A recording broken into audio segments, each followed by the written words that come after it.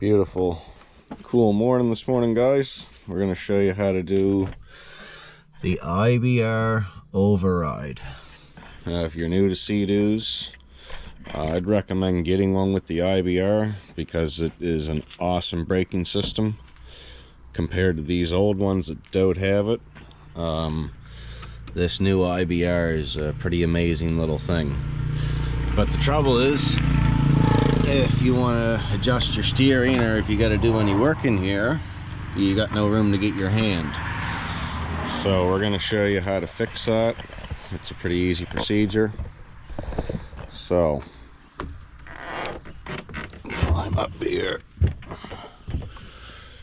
What you want to do is hold the brake in all the way and hit your start button with the key in, but you don't want to start the machine. You just want to sort of bring it to life. Whoop.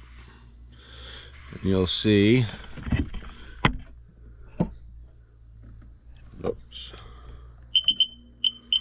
entering IBR override. When you do this, press set. And now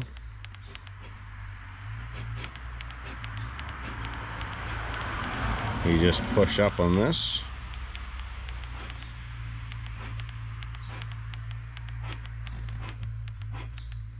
and as you can hear it,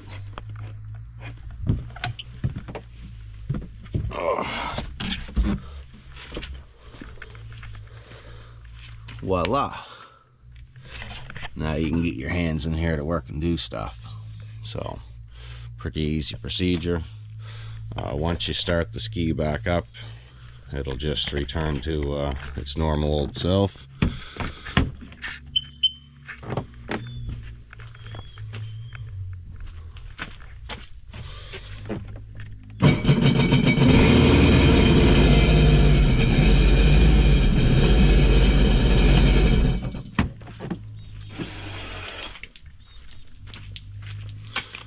Back down.